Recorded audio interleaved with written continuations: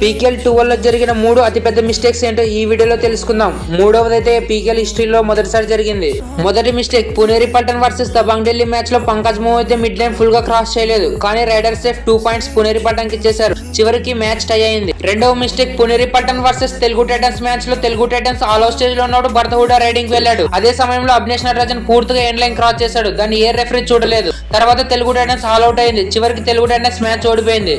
మూడవ mistake, PKL లోనే అతిపెద్ద mistake, Bengaluru Bulls versus Patna Pirates tie breaker లో బెంగళూరు బుల్స్ కి 2 పాయింట్స్ కావాలి. అదే సమయంలో అలీ రేజా రైడింగ్ కి వచ్చేసాడు. అప్పుడు పట్నా పైరేట్స్ అంకిత్ జగ్లన్ ఒక పాయింట్ ఇచ్చి వెనక్కి పంపడానికి ట్రై చేశాడు. ఆ సమయంలో అలీ రేజా అంకిత్ జగ్లన్ మధ్య స్ట్రగుల్ జరిగింది. స్ట్రగుల్ జరిగే సమయంలో అంకిత్ జగ్లన్ పూర్తిగా మిడ్ లైన్ క్రాస్ అయ్యాడు. దాన్ని ఏ రెఫరీ కూడా చూడలేదు.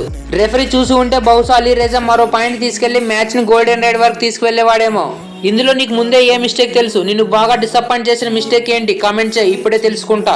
ఈ వీడియో ఇప్పుడే మీ ఫ్రెండ్స్ కి షేర్ చేయి, నీతో పాటు వాళ్ళు తెలుసుకుంటారు. మరిన్ని అప్డేట్స్ కోసం ఇప్పుడే ఫాలో మరియు సబ్స్క్రైబ్ చేసుకో. మరో వీడియోలో మళ్ళీ కలుసుకుందాం. Thank you.